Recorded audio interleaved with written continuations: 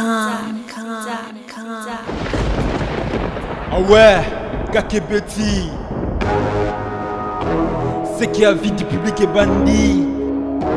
Y'a mon balama des fois Pembe. Didier Masuki. Andy Chou, Narcisse Desarons. Bana poto, bana partout, balandi à vie du public, émission et impact, émission et idéologie, émission auto votant au premier tour veut dire deuxième tour isaté.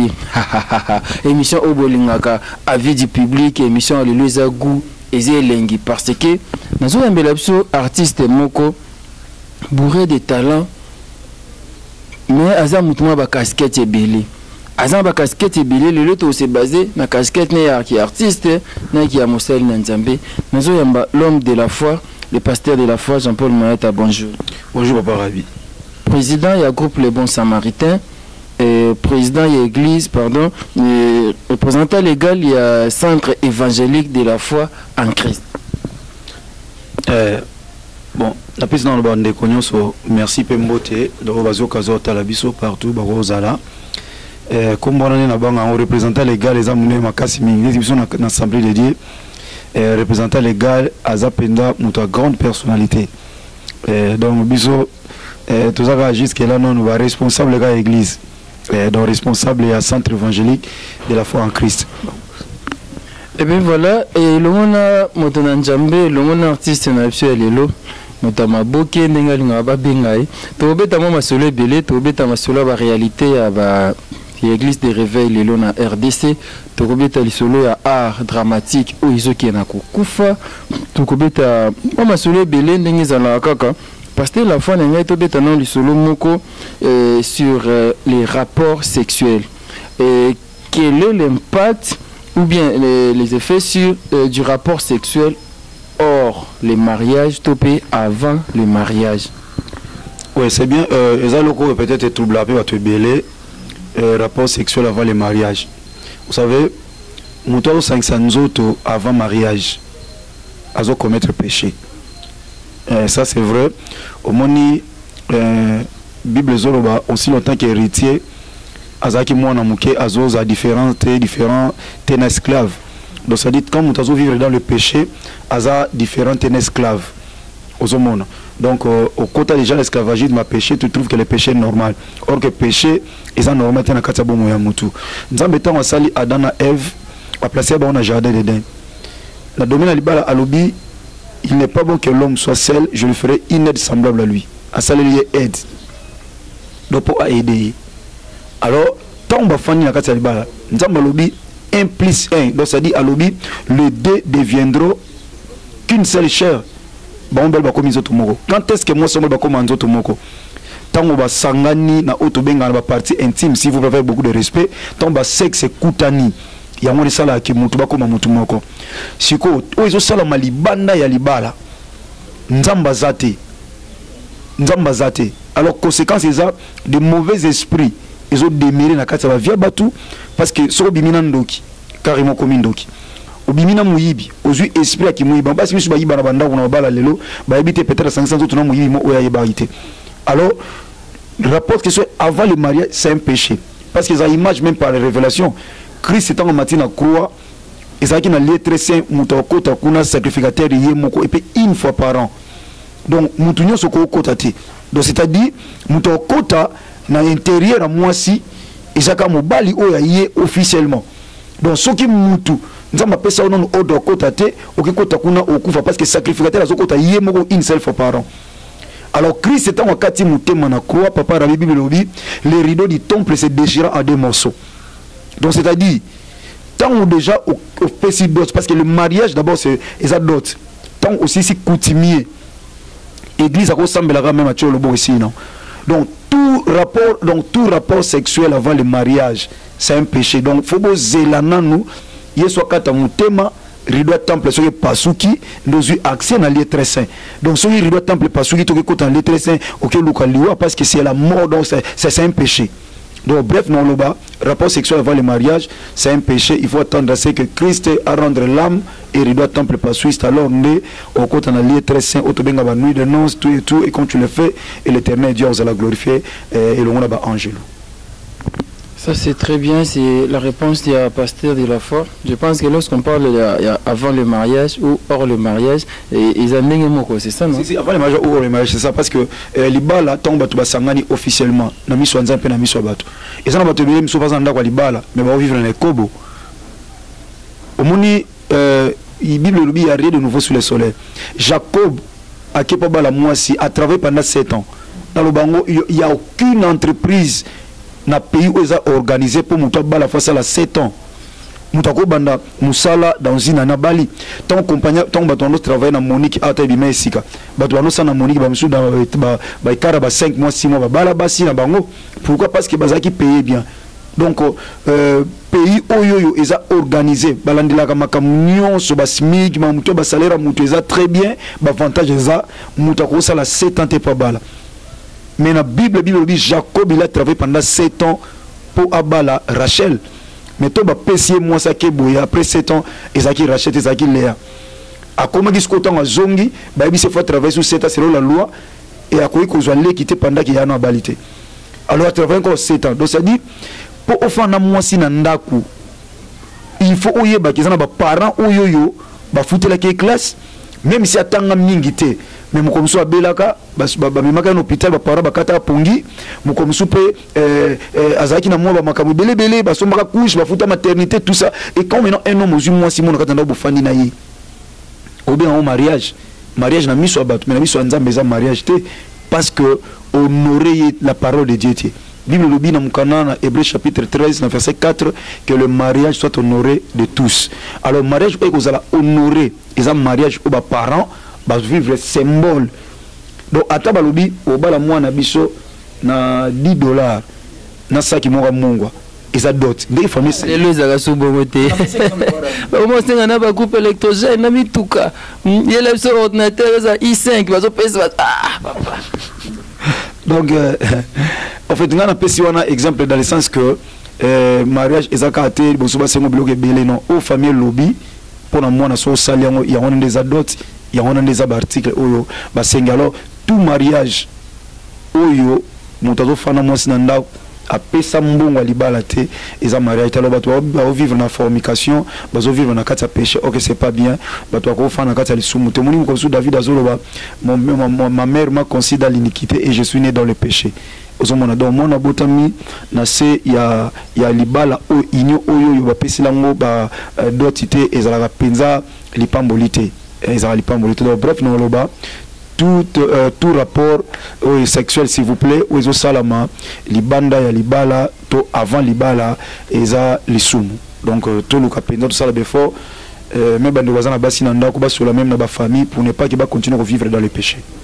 Merci beaucoup l'homme de Dieu. Le mariage doit être honoré de tous. Le mariage est une recommandation divine que lui-même, l'éternel créateur de ce monde, nous a donné. Mais, les parents, les musulmans, libala mutumso zobal samona zomo aneti ici linet na botala na ya basi fona mvua makaka awa apesi webo veste apesi na taille na griffe ah papa yoka lozo ba griffe ka pozo bal samona.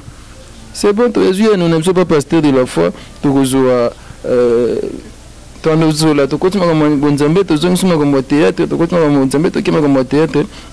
groupe Les Bons Samaritains.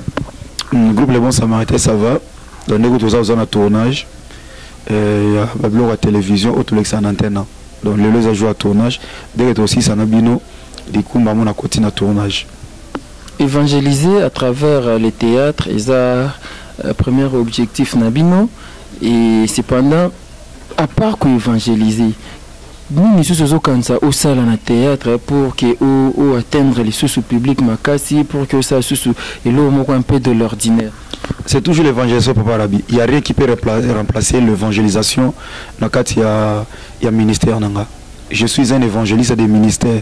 Donc ce que je peux faire sur tous les plans, ce n'est que l'évangélisation. Il y a on a tchara 100 francs dans l'évangile. Tananga, donc mon évangile parce que j'aime Jésus-Christ de Nazareth. Nazareth penza mungu na ye. Donc parce que un esclave azamuto ape sa baloate. Soit bien qui na gauche ou qui na gauche. Longole on a tchaye koto à koto. Donc Nazareth penza esclave. So qui bato ba bengi mutu mombo na nzambe za lokwa ba titre académique te eza penza que oza esclave donc celui mettre le biara na gauche ou na gauche. Donc moi il y a rien qui peut remplacer l'évangélisation de Katavina. Na zonga kana David alobi mon âme loue l'Éternel et tout ce qui est à moi béni son Saint-Nom. Parce que nga Christ abukanga. Nazo grâce que libange koelanga te nazo grâce na yebi Christ et Christ abambinga sikoyo na likola libanga yemoko.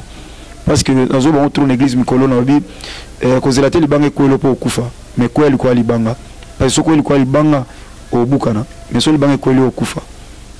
Donc, raison pour laquelle les banga, tous les besoins Jésus-Christ de Nazareth, n'a quoi l'école libanga à Bukana pesa forme évangélisation. Donc, on a changé sous forme. Tel quoi monta Bukana, baswana ma bête là au tenga mabou. So Christ a redressé aux aga bongo. Si on a Christ et yemoko monta Bukana na forme évangélisation. Donc on a zonga sur la forme exacte. Donc tiens zonga tina okufa, na tika kana forme évangélisation. On a un théâtre en kufi na ngobo, zo mo ante aux difficulté alors à évangéliser. Le théâtre ils étaient comme soutenir za kikala, ba producteur ba zolela dernièrement zena major bisadidi. Ai singa yokuta de san rabi bobomi musala. Ah, pour un respect quand on est ici na répondre te menga monnaie na bien avec bino nde bobomi musala. Mais te rabi bande on a bino bobomi musala ba comment ça ba sur internet. Ba parce que no ba miet, bozo ça musala ya susute. Na pesio merci na question wana et puis na ko kolobaswa un grand merci na kutu nanga ya nanga major bisadidi parce que aza moto nzamba utiliser pour biso ba msu peto kota na profondeur mis à niveau extérieur et pas te commenter tout côté à son malade. Je l'aime tellement beaucoup, c'est mon vieux, vraiment, c'est un vieux. Notre théâtre Koufi, c'est vrai que ils ont Moussala et Koufate. Mais ta théâtre Koufi, Lelo, non, non, ça la théâtre.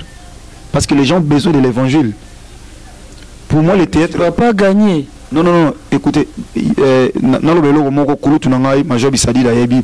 Peut-être que les gens ont battu au batikaye, na moi, souvenir, pas bien.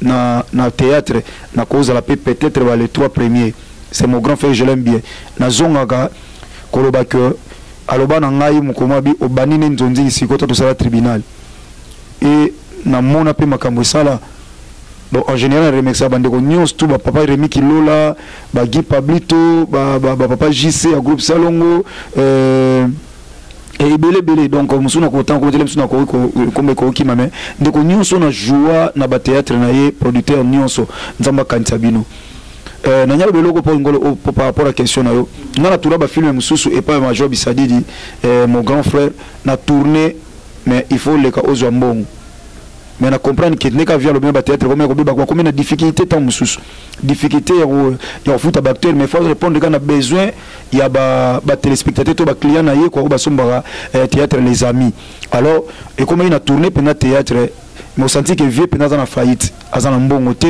mais alika satisfait ba satisfait clientèle na public na alors moi on a tourné mais via yebi na zupe téléphone te na benga vieux que grand frère mais ndeni mbongo caché na ngai mais non aza yaya abimisinga na miso abatu na nzela les amis du théâtre et Nathalie na lobité azana difficulté je peux aussi l'aider na benga te ya yebi et ça film sur na sala na zombongo te alors pour dire quoi par rapport à question na yo na zombongo te volontairement na son a dérangé grand frère na ozwa devait tout acteur au benga mais nga na zomona que pas seulement na sala ka théâtre pas major bisadidi mais na zo sala évangélisation ce qui grand frère a se retrouvé incapable il y a opé sanga sans frère caché et nga na comprendre parce que aza voix ya bénédiction pour nga na sali musala et nzamba toucher ndeko mususu c'est bien ni bobo théâtre oh bon nga no sa théâtre ndé banyo so ba sa te nga na za musala nzambe na za parce que ta bible le même tout ouvrier mérite son salaire yé major aza producteur a produire yo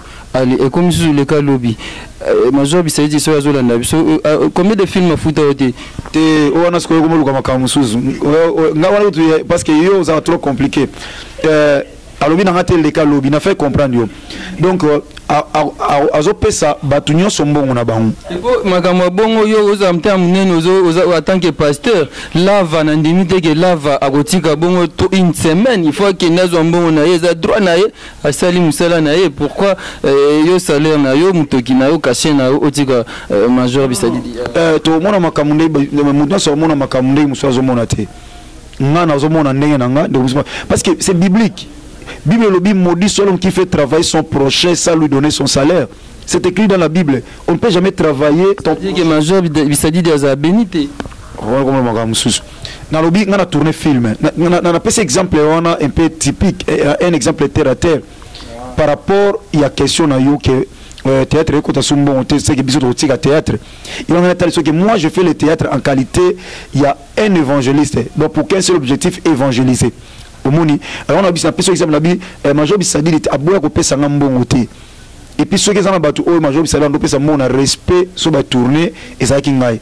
Parce que c'est mon grand frère du quartier à mon coli, mais à Zouanga a double casquette, a dit que c'est un petit frère mais c'est un homme de Dieu. Parce que soit ça m'a Jean-Paul Tala à tout nanga pe conseil, c'est un grand oyo a dit qu'on considérer le quoi lekinaï. Vous voyez? Alors, naï moko na moni que vient en difficulté parce que le théâtre comme boulot a fout à difficulté. Alors on a une compréhension. Dans le but on est obligé sous par exemple mon frère là que j'aime beaucoup. Non le baké pas là va, yo pe ko zoater. Non. Ngai mona comprendre, grand frère qui a une difficulté, on est là pour se soutenir. Naïbi que non, son major Bissadid a se retrouvé incapable. Mais ça a souci à public dans sa film, n'a au dérangé été parce que mon côté au producteur, je ne sais pas s'il y a un artiste comédien ou à Olobake à Pambouama na mbongo il y a producteur. Ba producteur bazala qui notre major Bissadid bazala quoi ba voix bafongoli biso ka voix pour aimer la biso ba ouverture mo bona kata vie donc ça dit na yeba ki papa rabi yebinga et lobi biso papa rabi nzamba tiena motema ke asomila nga chaussette kabila ngai tant on a ti chaussette on a dit ah ils a fruit à théâtre et puis so sangisi chaussette au bakabela sangisi chemise bakabela yo o sangisi veste bakabela yo Didier Masuki aza la première personne à kabila nga veste ayeba na nzela papa Remi Kilola. Peut-être mbongo oyo yo papa lem susu producteur a pesingate. Mais l'aime sous et la mamoko nzamba simbi mutema ndekuma bi ah na kanti na pambola pasteur de la foi atana veste moko soit tenu bosa cher nzamba kansanga au monte que veste ba pesinga peut-être ngoko wana mbongo te au protéger ko pesanga raison pour laquelle ngana za reconnaissant vers bango pour dire que on a lelo eza pona ba producteur wana on a lelo nzamba utiliser bango pour que évangile on nzamba chakati nanga na koma na NDT na koma na Maroc té na koma na Uganda té na koma na France té je ne sais pas moi na mboka belé mais na nzela na bango évangile nzamba chakati nanga et précédanga c'est un grand point alors on a très reconnaissant vers ba producteur donc bref na loba que théâtre ta ekufi bana nzamba bazan pour ça loba groupe Les Bons Samaritains, nous ne cesserons jamais de prêcher l'évangile à travers le théâtre. Ça c'est bien. Et ça idée Moroya bien, Bogo Sanderson, Azan Abisso et Longo, et une très bonne idée, mais souci Nangeza, en tant qu'un leader, il y a un groupe, en tant qu'un artiste célèbre de notre pays, qu'est-ce que vous faites pour que lobby artiste comédien peut à vivre na ba œuvre naï na ba droit naï et non eza qui tam sous ba kabelo chaussette to ba kabelo chemise et comme plus ba artiste bazo vivre na temps la main na mendicité moko boui. Dernièrement nous étions chez l'artiste Mndangandanga, il est très malade et le ministère Kouta Yebi n'a été association ou artiste et comédien au Bago Wilana qui président ça c'est le Baya comme président modéré ou qu'on a pas eu Bodo Yebi pété et je ne sais pas quand est-ce que l'artiste congolais vivra à travers ses œuvres. Et ça le contenu question lobby quand est-ce que ouvrier à coquille qu'on vivre bien dans Moussala au Sala seulement ceux qui employeur à Zoyeba que Moutoua au Sala fona foute pas foute andako aller sabana na attang sabana et tout c'est par là au monde que mutu à vivre bien. Nous sommes des artistes, ce n'est pas les producteurs on va bon biso. D'abord le problème c'est quoi? Mboka na biso ce ministère culturel abasala en poani. Ministère culturel art ils a le kolanda ko ba parents et nous sommes que des enfants. Ba on est ba ola tsabiso, ba on ba ola tsabiso, ba on ba otang tsabiso. Na ndenge nini?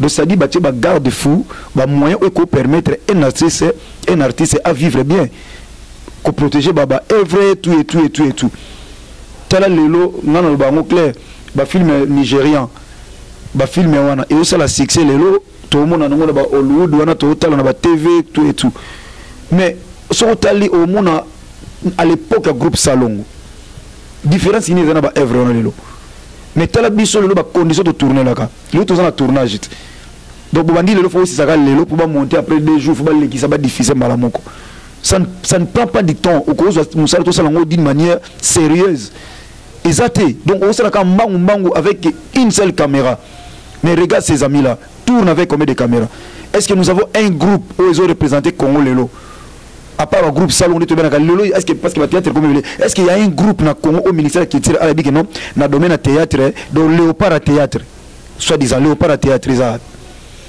or que même léopard et sport et ali à sa équipe tout et tout il fallait que le ministère de la culture et art à s'appeler léopard c'est-à-dire des grands artistes au son sali tournage mon sentiment que non muta clap à ali réalisateur azali script azali perchimen azali donc c'est-à-dire équipe technique mo na que non bombé et quand vous tournez vous sentez que non bano banaki tableau au bassin maintenant dans 7 prises mais biso za ndeni couper koto ka ndengwana est-ce que équipe nationale ezali bah comme ça l'équipe nationale d'artistes peintre que ou ba peintre ba représenter peintre ou ba représenter Congo na mboka tel et ça je crois que cause l'association na bango moko so baza ba peintre mais je ne crois pas que ça d'une manière officielle que ministère de la culture arabique non tous ça ba peintre ou artiste peintre oyo so ki likambo to bengi bango parce que bon bazo représenter Congo je ne sais pas ce que ça je ne crois pas même pour nous les artistes il y en a pas artistes ont vivre par ignorance votre ignorance ou bien ignorance il y a ministère des moi na soka za na problème ba tout na ba parents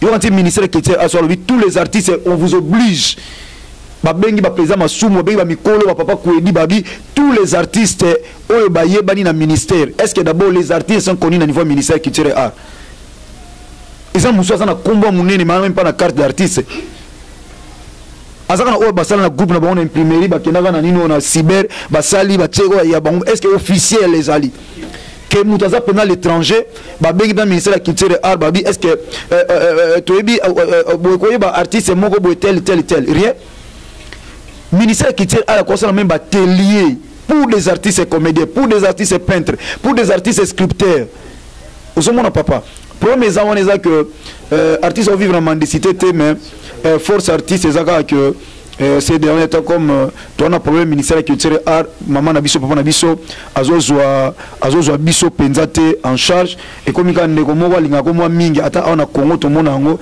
ah pasteur je vous aime tellement beaucoup vraiment ton théâtre là me plaît beaucoup je vous envoie des crédits tu vois et d'être en tournage pour nous parce que tant tu tourner tu répéter et ça m'a comme il faut bien dans téléphone tournage pour mutu comme ngeza la wana et longo la bino rapide pour tourner mon kolomoko tout ça ça demande faut louer mutu ka faut chaba carburant tout et tout au moment c'est pas une chose facile donc artiste azam mandiante ndetingai nazana batu bien benga papa si vous avez un problème n'hésitez pas appeler moi mais nos téléphones de na benga mutu ina banga ka lo allo papa kingani maman kingani naza mo problème moi tournage au côté nazo papa mikona na mbongo te yalo kondo bogi ngazelo na mutema mieux vous na senga tena la tranquille osomono moi je ne demande pas je n'ai jamais pris mon téléphone pour na lobake aneni beaucoup de bisota na dit non je le fais pas na wi muli mo centre moi touche ba mutema parce que on est des serviteurs de Dieu mutako humilier yo kanelo mo muke asenga nga ba mbongo valeur si le évangile ba muno kara mutumo boy asenga ba to raison pour laquelle même to zangi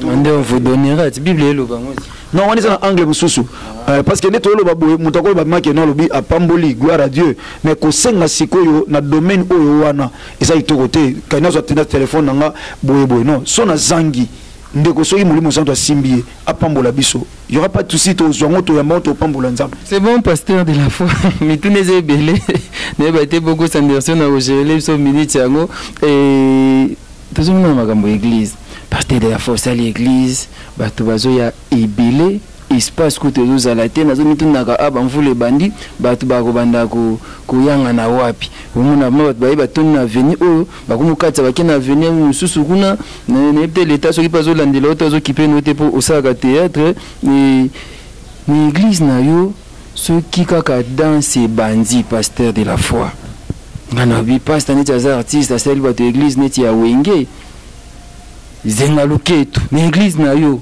non vraiment au monde na mutu azo filmer Rais Krangi Bogo Sanderson bakumko bina nazo bate danse wana na église ezo quoi porter nini so boyango c'est que faut que tu vas faire sur la Bible tout ce qui respire loue l'Éternel on peut louer l'Éternel na ba danse na ba harpe danse misuma nazomona wana pasteur ozomona vraiment beaucoup Sanderson je pense qu'autre la biso ata moi bilili ya ndenge ezalaka omona vraiment ba maman misusu ya ba mongo wana azobina neti na nzembo mabele lisi ba maman misusu ya ba Congo oyo ba luba beta mamu to neti ya chala mwana na église na ba Congo zenga luke tout pasteur moi un peu de modération non à l'église. Modération c'est bien mais kobina ezaka le mongo. Modération c'est vrai parce que mutakobina n'importe quelle densité na saleté mais le keto ninga naga ndenge nyonso ya te le keto ba chrétien bujaka na gauche ya ba païen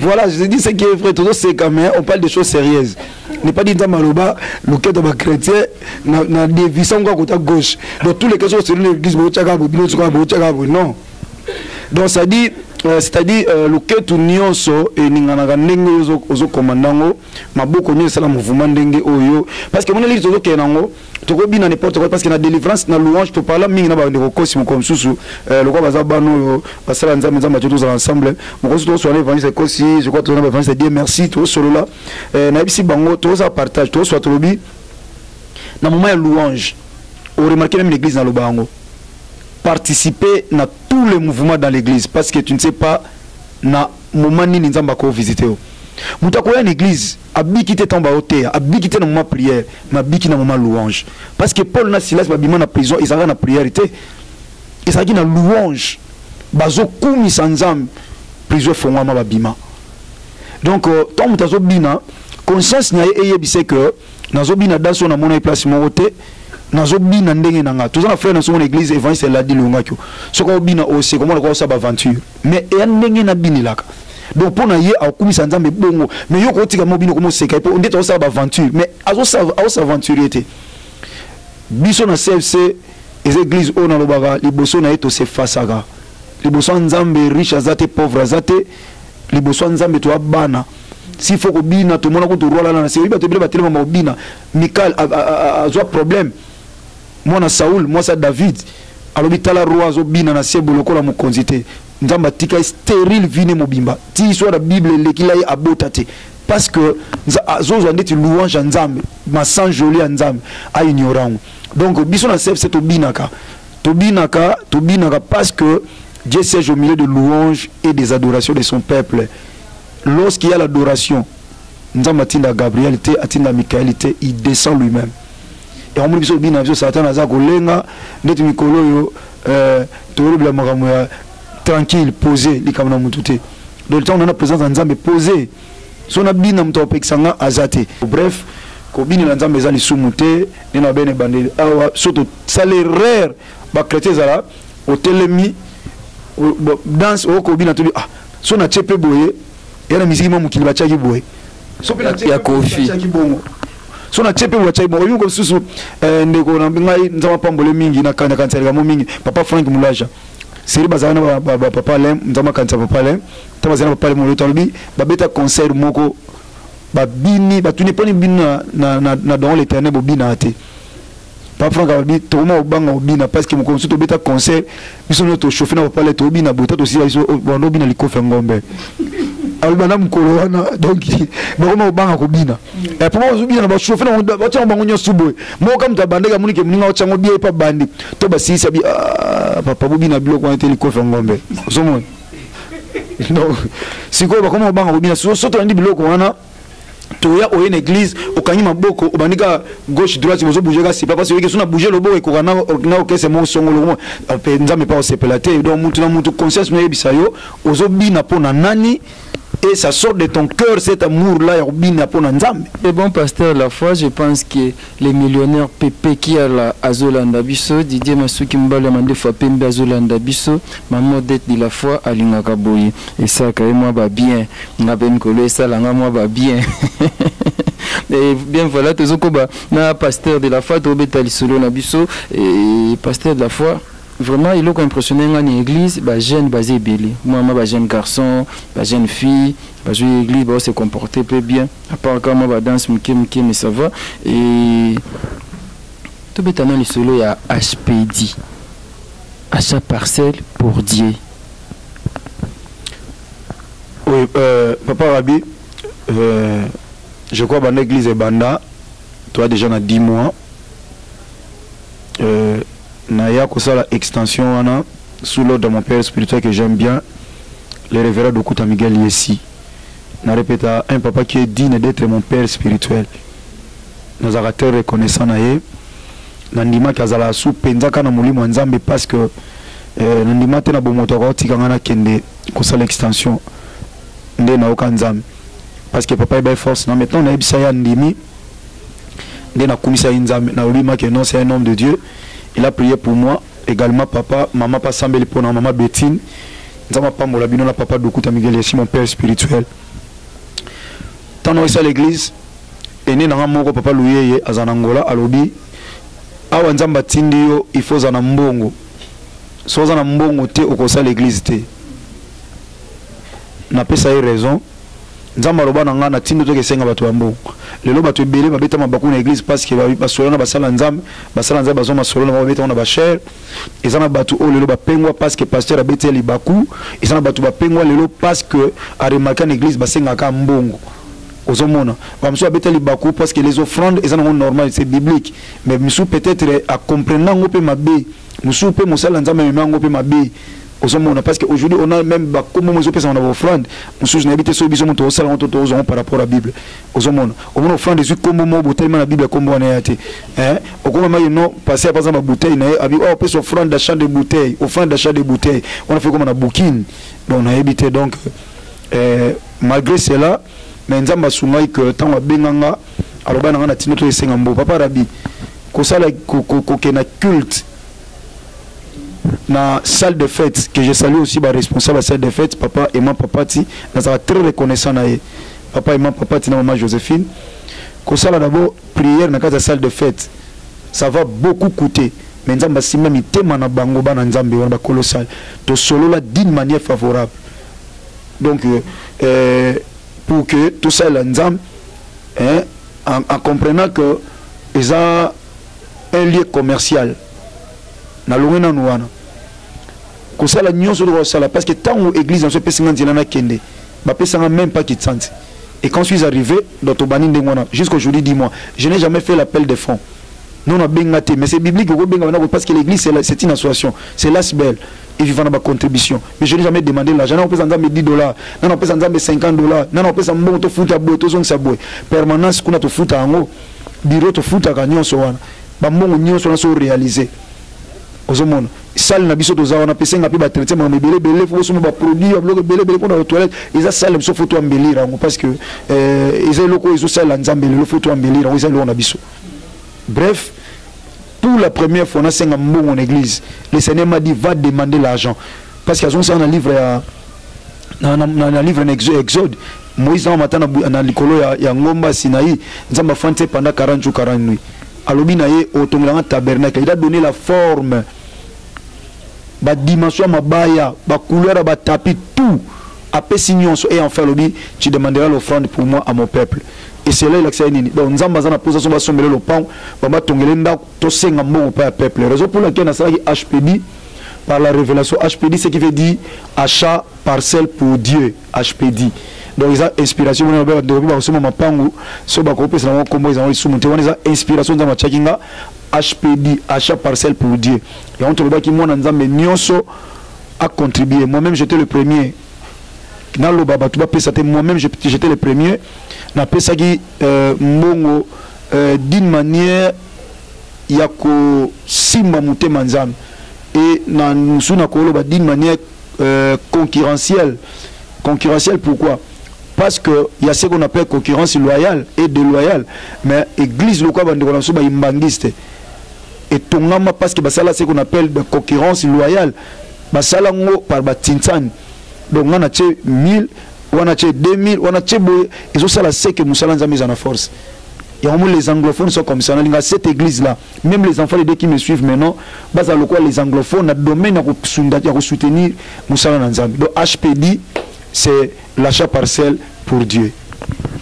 Achat parcelle pour Dieu, pasteur de la foi, c'est bien bon, mais si quoi ndenge mbaleleki na ibsaki yo obandi to somba bakiti pona nzambe nebi tosombaka ngo na foi kaka tosombaka ngo na parce que ça risque na bacotisation na komona bato baotiaka ba $20 ba $30 o risque te osomba ngo après 5 ans wana bozo konye konokela mvula libanda e bato bakefandaka ntina suka balabala kuna kote mitukani ezala bato basubaka wana bozo expose mpe bana na nzambe na danger. Eloko wana nde yango esalanga mpasi makasi parce que nga naza esclave ya Yesu Masiya mais bato wana bayaka baza bampate. Il y a une grande différence entre mpate na esclave. Babenga bango bana nzambe, babenga bango bana nzambe, biso babenga biso baumbu na nzambe. Vous voyez qu'il y a une grande différence. Moi, un patron, on n'a jamais un esclave au bazar dans le pan tout domestique bazanaï. Donc, à d'autres termes, biso basal nzambe, toza bato nzamba télémission pour tous soin ya bampate na ou akufela ne kulus. O ngana koki ko kufela te, mais il y a quelqu'un qui est plus que moi. Azala yambute mokile zala, il a donné toute sa vie et publiquement en demini. Il a cédé sa vie. Aboya gloire na likola kitanase. C'est quoi l'objet de la foi? Mpate joshua nae yoza muumbu batela mpate na ngai et maintenant na mona mpata fandi côté ba solo eza nzama pambula service moto za nango sernet bakoma ya tongo ba sopi ba mai place wana parce que ba mitukane kufa batu basala ba grand besoin basala ba petit besoin place wana mutao sambela mais mulimo santo lokwa sala na nzoto ezo indisposé à sambela bien te azoko étouffer le Saint-Esprit et ça la nga passe ou bien bogos bazana ba image ba yebi culte moto pola ba chenga parasona bitenga pena pola. Pourquoi ceux qui mpata zo pola bonga esclave mwana nzamba zo pola bonga esko esclave nzambe muumbu na nzambe na buya ki ba changa parasole parapluie na pola mama na bana ba kota na église place ezali soute na zo kiti na ngana fandaki ngana telema na fanza maman zaina mona parce que ko telema te afana na kiti na nga pasteur ngana fanda na telemi na tikili mama wana kiti afandi ngana telemi papa rabi ko réaliser nyo soto bani ba saison vula ya ona lobaki bana nzambe oaza mwana nzamba solo mwana nzambe donc c'est-à-dire muto ayebi que ceux qui wana peme ya te poto wana bandako peut-être to wana ba mituka to wana ba villa to wana ba to somo mapango na ba poto non ceux qui wana pema parce qu'il y a un Dieu au la biso faveur et nzambe wana akofutela ate nzambe wana bampate na ye bakoza libanda te papa rabi eza impossible muninga mwa salisa una vie et maintenant au mona mwana na azola na balabala soza mutia malamu obi ke nina zabwe eza papa na ye oza mwana na ochaina ndako et so muta comprendre que o nyoso na nango e uta pa nzambe akoni mateke mwana nzambe apola libanda na CFC afanda côté odera mabezali ya on baki na nzambe kolo loko pesinga nzela na olobango partout à travers le monde et cause na mo Kristo mo cause na fin fond ya monde nzamba ko simba mutema na ye mapango na quartier c'est $200,000 so bito zongo 2 ou 3 c'est $600,000 bisa na mutu sous $600,000 $1 million et le belo pété à kobi misango et puis bomelo côté na vie na ye et moi je crois pas que so muta koti makamwa nzamba otika ye. Par preuve, tout le monde dans la Luc chapitre 7. Un païen, on est ici bandeko. Surtout, ce sont des anglophones. Les anglophones, même ceux qui ne prient pas, meilleurs investisseurs, ils Jésus-Christ de Nazareth. Raison pour laquelle ils amènent leurs moyens dans l'église, dans Moussalanzam. Ils payent même leurs dîmes. Ils ont dit que ça dîme. Mais dîme, nous avons la dîme, nous forfaitaire. Olobi na sali dîme mon forfaitaire na kanisi pour achat parcelle, c'est ma dîme. Je paye parce qu'on ne donne pas la dîme mais on paye la dîme. C'est une dette. Nous avons appelé sur mangalia, mon kokoli lo na po bota. So le na mon kokoli et a problème na omoko. Alors, pour tout somba 2 parcelles, 3 parcelles, bana nzeba na tranquillité. Dans Luc chapitre 7 wana papa rabi, centenier, j'aime na version na mingi. Centenier Moussali na beli. Luc chapitre 7 verset 1. So bana verset 1. Moussali na beli. A-t-il les anciens des juifs qui sont serviteurs et malades? Papa Rabbi, païen, parce que ni le juif, les anciens des juifs, mais lui-même s'est témoigné qu'il est païen. Les anciens des juifs, Seigneur, il mérite que tu lui accordes cela parce que lui qui a bâti notre synagogue. Et tu me diras que Jésus qui Nazareth était incapable. La Bible il dit un mot et la chose s'accomplit. Mais pourquoi ces jours-là, Christ a se pela afin d'andako ate à Sarumalam, batuba sambela n'andako oya tongite. Quelque part Bible lobby, nzamba fanda n'andako tongi na boka batute. Mais que fait n'andako o centenaire tongaki pourquoi? Centenaire un païen s'il vous plaît. Mais Christ voulait nous enseigner quelque chose là derrière. Tom lobby, il mérite que tu l'accordes, c'est là parce que lui qui a bâti notre synagogue. Yoga Yesu Masia, alobi toke n'andako ne.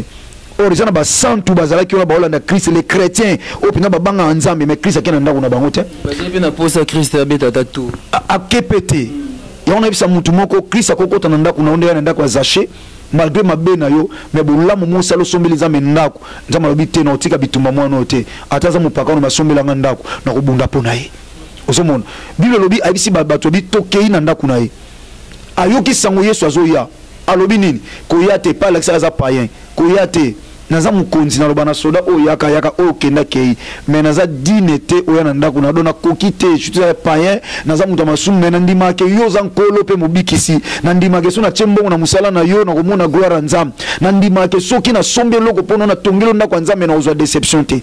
Christ alobi nini je n'ai jamais vu si grande foi à Capernaum na moni kondima boete na moni kondima boete Christ alobi il avait foi na iloba nzambe ya wana makambe ko kisamai na wabisa ndeko moko papa rabi si centenaire avait fait ça bien aimé mbongo topé sa lopango ba koma kombo ya mayata te c'est le nom de l'église automoni a CFC tout ce que vous voyez ba t-shirt oh je le fais de moi-même parce que j'aime Jésus de Nazareth na linga ko salela ye tout ce que j'ai dans ma vie et kota na musala nzambe bana ba fandi wana ba témoin ba yebi.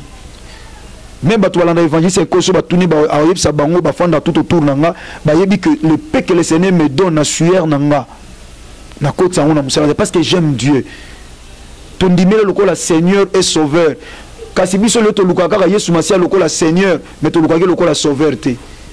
Par contre le sauveur, mais tolukaka le Seigneur te. Yesu Masia comme le quado, so pinet tobo que le parce que chauffeur so boula na ya moni quado ko pepe mbotete, mais so pinet tobo que ya chap ne peut pas. Bon, ça a. Donc, c'est ça, nous avons dit, ton dit, mais la Christ s'appelle le Seigneur. Seigneur, c'est-à-dire, quand on dit Seigneur, c'est ton maître. La raison pour laquelle Sarah Vandek Obenga, Abraham, mon Seigneur, donc mon maître. Si Christ est un maître, ce qui veut dire, au salamakamu maître azotindayo, maître azana posa, tout son belo le pain.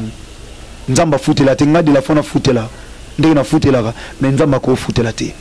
Nzamba koza locataire te nzamba ko fanda epa ya mutu te parce que nzambe ba oyo nyonso aye ndazo pesa biso le jour où moi nzambe zola nango comprendre que oyo zana ngo utapa nzambe oboya te pour pesa pendant que nzamba zana posa nango à chaque parcelle on a besoin en premier lieu $200,000 pour tout ce maintenant le pango moko so ndeko nzamba simi on a cœur obinga na 100,000 na pesa bien aimé tokola sami na ba image papa radio on a to somba on a acheté 700 chaises.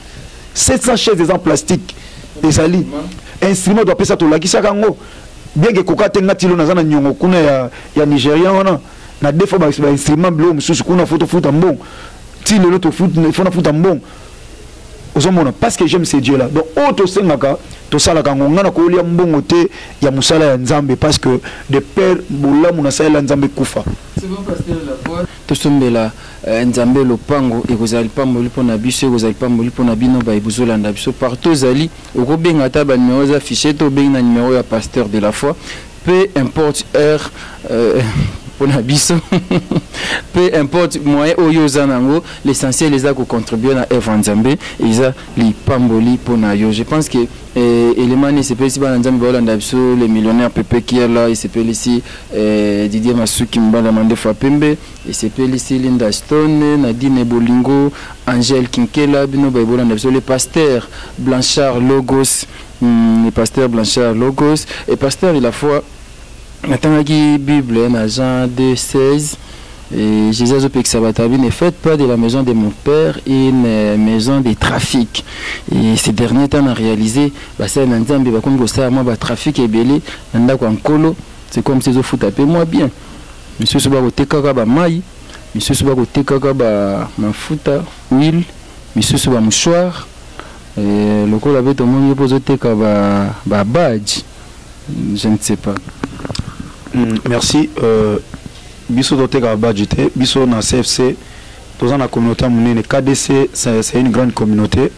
Sur côté biloko oeza libanda il y a doctrine d'office ba suspendre donc ba suspendre parce que nous sommes dans une grande communauté 37e communauté des assemblées de Dieu. Alors battu biso to pesa eza d'une manière symbolique pour to motiver pe bandeko on monte sali ba badge à 3 mois, 6 mois, 9 mois et puis CFC mon église. Donc ndeko soki azana mbonga muke abani ko contribuer abundana kangisi pour 3 mois apesi $60 na ou sotana $60 bina content pour 3 mois azuli sumusu pa bika na kokisi na ngai avant que tout 1 mois na pesi déjà mbonga na $240 pour na ndeti une année parce que ça on a calculé ça par rapport et ba fidèle église que fidèle noso soka pesi $20 par mois et qu'on permettre biso dans une année tout son balopang mais il y a qui va continuer l'église aux angles lelo ils ont de comme ça avec l'église mais l'aime souffrant n'a pas mazala nangote aux hommes il y a un monde sur le bi tout ça on d'une manière symbolique donc son tout excusez à coxi 3 mois à ju et on tout ça même bande de bazan les gens liban namboka na tinda déjà ba badge ils a pas eu date de la foi il y a 12 mois donc on t'a coupé ça au-delà. Et ça nango eloko ya ko beta tolo te menga bana onga na pesa itisi ko muna pesite et ça bato pesa $240 mais muta leki na onga na pesa ki azate pourquoi parce que ngamu na zano exemple nga pena na posa nzamba pambolanga ndi on na bina somme nzamba le et je vais continuer toujours à donner na on continuer so nzamba pesa sumbo na on continuer ko pesa ka pour le pongo somme mais ozo risquer te mona so muta sombi baji ya en fait ko somme c'est trop dit so muta zui baji ya CFC mon église amona ki anga de amba on pesa ki koki nango ya final te tolobaki surtout on a coupé ça collègue tout bani na cette monta sa cotisation bacha monta c'est pour montu nyozo zana akoka coupé ça to ko lo que non tout court montonda ma coupé ça yo mbongo bo pesa et on se continue à tout le bisco clairement que le montant là c'est pour permettre à tout le monde à contribuer à tant de pas si mon pied zamba salengolo à couper parce que biso batu peut-être azola nanga zamba pambolo zana ba moyen au tenir compte ça au té au cause de badge au zana comme souvenir au tchanga tana ndako ba ah na nzambe na sombela yo lopango na Congo na sombela lopango na njili et pas ya CFC pas passer de la foi azo somba donc et rappela kayo kaka Moïse David tango kenana ndako wa Saoul tango abeti ape Saoul abiki bato azo kumisa ye mais azalaki na baton na yaute na désert auta na zamba lokola berger achango na chambre azako sala ndeni soki le kumelingo matamakasi amuta silisa maladie ya roi yeyo parce que roi comme même kanda pa Isaïe abitika David aumela suma mukepa nanga pour délai ko rifa azonga wa sengelaki mais David andosani andozonga na chambre atali nzeto accompagne non naka mo bateli mpata zamba dans le kumo soki nzambe te lokote donc ngai nanga muta zamba donc ils ont rappelé que azala humble nzete on ezaki kisite nzete on ezaki quand titre de rappel c'est que non musa nanga ils nzete alors mutazo na badge oyo tango azui afantine kana ndako ako champion na saki na ko champion place mona ndako na tirage je ne sais pas moi place ako chango mais ils ont rappelé que nzambe tala problème nanga oyo ngana sombela lo pango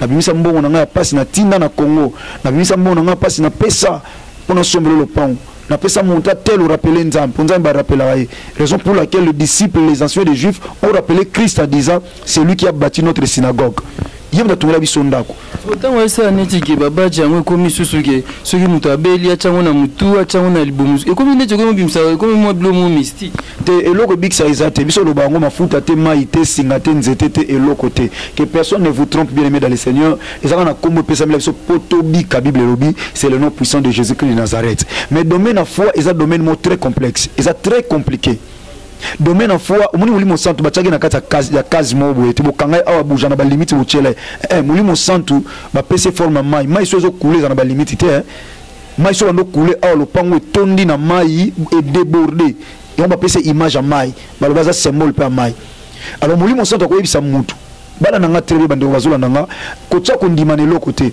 mais circonstance ko ya nzamba tu akeli badge au simbango tsango na mutema no déclarer tant on déclarer nzamba sali lobi suko zongo soto tcha parce que comme idolâtrie parce que Christ a dit que ça va avec le belé azo musami mai hors village asalika première touché albine talo mo albine mona batloka banzete deuxième touche atuni abina moni clair na kutana musu abongi so inase asali potopoto cha ina misu akutana Bartimée atiliza potopoto te alobine ka keveti que je te fasse alobina mona so abi mona esili donc Christ nga taisa biso que eloko mo so banana plusieurs fois et comme idolâtrie ko sala te que pour moninga zo ki maya sambeli pour nga meli fièvre sili yepe fo sam ozwa mai on a idolâtrie ya zo ki conviction na moment wana molimo santo diriger a utiliser ka eloko na pas bika qu'une seule fois c'est fini. Et coutume. Voilà papa Rabi. Donc badjo ils ont le côté monta c'est là on va prier na nzambe yangonde boye boye non c'est pas ça. C'est pas ça. C'est bien, merci beaucoup pasteur Lafouad. Donc comme nous sommes souka lisolo na biso beaucoup Sanderson, je pense que tous les ans on a un belé mais soit ils étaient malasima toko sola suna pasteur Lafouad tuna oetikali et perception un programme il y a église église toujours semble la na CFC d'être commis awa CFC donc centre évangélique de la foi en Christ to semble la lundi d'être to yokana na papa et mon papa tina maman José moi sinaé to semble la lundi to en culte il y a ba maman to bien en CPP quitte de pouvoir et de puissance parce que la Bible dit celui qui trouve une femme trouve le bonheur car c'est une grâce qu'il obtient de l'Éternel. Dans la femme il y a le bonheur et la grâce. Alors to bandango 6h ti 8h to ici lundi na pourquoi to zongi 16h ti 19h mikolo to na ba jeune to aussi à 18h to font les jeunes et puis mercredi to na culte à Codef to bandango 8h ti 12h dimanche samedi to en permanence na culte à GFC culte à ba jeune de 15h à 18h. Et dimanche, nous avons un culte d'adoration de 9h à midi, toujours dans le centre évangélique de la foi en Christ, où ils ont mis dans la salle de fête ML de Paris. Dans la salle de fête ML de Paris, et pas tout ensemble la Kuna. Numéro de contact où il y a requête de prière, nous avons un problème que Sambe la Ponae, à combien on a numéro ni? Non, c'est Bogos Anderson à Komango.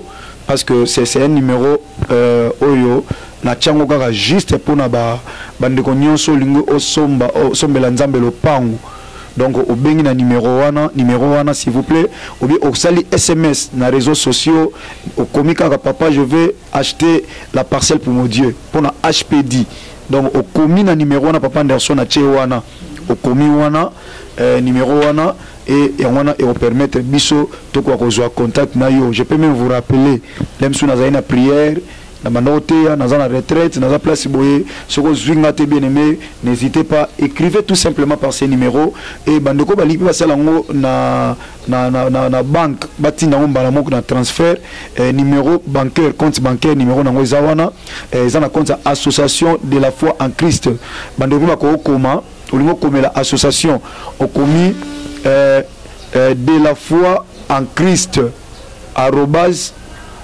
@gmail.com de la foi en Christ @gmail.com hein? Donc sur beti wana au mon abisso au commune na compte ya association ya centre évangélique de la foi en Christ oyo so poche numéro de otungo versé mbongo par ces numéros de compte au lobby na tina compte association de la foi en Christ hein oyo wapi ya na ngayo date de la foi bazoko gerango na ba mama pe bazama mama Epolo hein mama Epolo azawana mama Michel Epolo mama Mireille Kisanga banyo so bazo ko gerango donc numéro de compte zawana et puis c'est numéro de téléphone au moni wana au komi au bengi soko suite au komi moi je vais vous rappeler ndeko na nyasu kisakoloba je ne sais pas si on a encore clôturé par ami merci na nyasu kisakoloba bien aimé to salisa bato ebele pe na mokili to somba biloko ya mokili to somba bilamba ya talo to somba bandako nyonso to ko somba mais tant to kufaka nyonso etikalaka. Mais la Bible dit ceci, après la mort ce sont que nos œuvres ne ko témoigner biso liboso na Nzambe. So na somi ndako na nga e ko témoigner nga te liboso na Nzambe. Za bien fona za ndako bana baza en assurance vie pe za la assurer.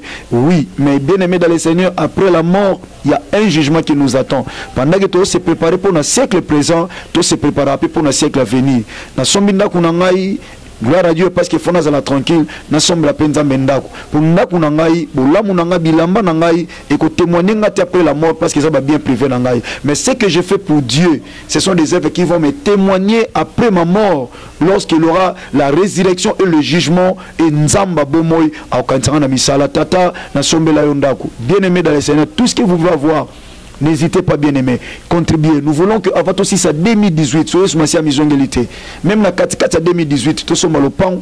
Bande ko filmer le pan to sombi et tant au monyango lobi Seigneur, ça c'est moi, j'ai contribué, pense à moi. Et l'Éternel Dieu des armées a koti kaote. Yaya fait ça. Et ça na batu ba salama kami teka o kote ka zonda Mathieu à cœur parce que moi j'aimerais même demander à papa Rabbi na sambe la pona on de kota na zolo ba vous sentez que dans votre cœur le Saint-Esprit est en train de vous toucher. Au moment na même comme na makanisa au tambola déjà na sala nini na teka nini na mbongo place na bimisa mbongo place tel ba penser comme ko tambola. Bien aimé, ça c'est le Saint-Esprit. Parce que ce que vous allez faire, vous n'allez pas faire ça pour pasteur de la foi, mais vous allez faire ça pour Dieu. Et l'Éternel, c'est Dieu là, qui voit dans le secret, te les rendra. Bien aimé, Nango, sambe la ponayo. Cosité, parce que Bible le dit, c'est ce que tu peux faire aujourd'hui. Ne le ramenez pas demain, parce que tu ne sais pas ce qu'un jour peut affronter. Parce qu'il y aura des idées qui vont venir après pour te dire que les gens sont les Kamboboy. Les gens sont les Kamboboy. Même la difficulté, et que vous allez décanter, car attends, on se met dans le pain. Papa la biso ko pesa nganzela pendant que vous sentiez zo matakati na yo na déclarer l'ikono fait que ça quoi. Allez-y pasteur. L'Éternel Dieu des armées na osambela pona ndeko zo simba mana mutema pona osombelo lo pang. Kolo to somba bilamba to somba nyonso asomba nyonso ko somba asala nyonso ko sala nzam. Apesa pe bambongo pona misala na yo mais azo sentir na kata motema soutenir asombelo le pain zamba bombo ina déclaré na kombo Yesu Masia Nazareth l'unique sauveur oya matana ikulusu akufa se kwa boya kembo na lola andima kolata nzoto que ce Dieu là que je serve Jésus-Christ de Nazareth akota likamuna yo motemo ezo toka motemo ezo ningana après avoir écouté cette annonce oh rasanta maraba shondoro kose alléluia Seigneur que la gloire Seigneur ta gloire se manifeste. Je déclare la qualité de ton serviteur que le témoin est simbami parce que tu as dit à Moïse au tabernacle je vais recevoir de tout homme qui le fera c'est dans son bon cœur c'est n'a qu'au recevoir Yango et Père nous allons acheter une parcelle pourquoi pas des parcelles pour toi. Bénis mon frère, bénis ma soeur, bénis mon papa, ma maman, Seigneur. Oh, a pessimiste solo naïe, a eu décision qu'on paie ça. Seigneur, a vivre gloire naïo. Tika bola monzam, et fongola di koukou et kangama. Makambo simbate na vie naïo. Je déclare au nom puissant de Jésus-Christ Nazareth. Et bandako simba, nzambo à côté qui likambo centenier, à côté likambo naïo, à côté likambo bana naïo, à côté likambo santé naïo. Dans le nom puissant de Jésus-Christ Nazareth, que j'ainsi déclaré par la foi. Penakundimawana Ndekolobi, amen. Faites ça rapidement, n'hésitez pas, faites ça bien aimé. Commencez même à écrire et on va vous répondre pour que l'Éternel Dieu soit glorifié. Que le bon Dieu vous bénisse. Amen. Merci beaucoup le pasteur Lafouad. Nous voici arrivés au terme de cette émission et c'est à travers cette prière qu'on conclut. Je dis merci à Pepe Kiel, les millionnaires, Pepe Kiel, l'équipe Amakasi. Merci à toi Didier Masuki. Merci à Coco Patrice qui est avec nous ici. Merci à mon confrère Yves Ipan. Merci à Coco Patrice. Merci à vous qui nous avez suivis à ce moment. On se retrouve très prochainement pour un nouveau numéro. Bye. Ah ouais, Kakebeti. C'est qui a vie du public est bandit.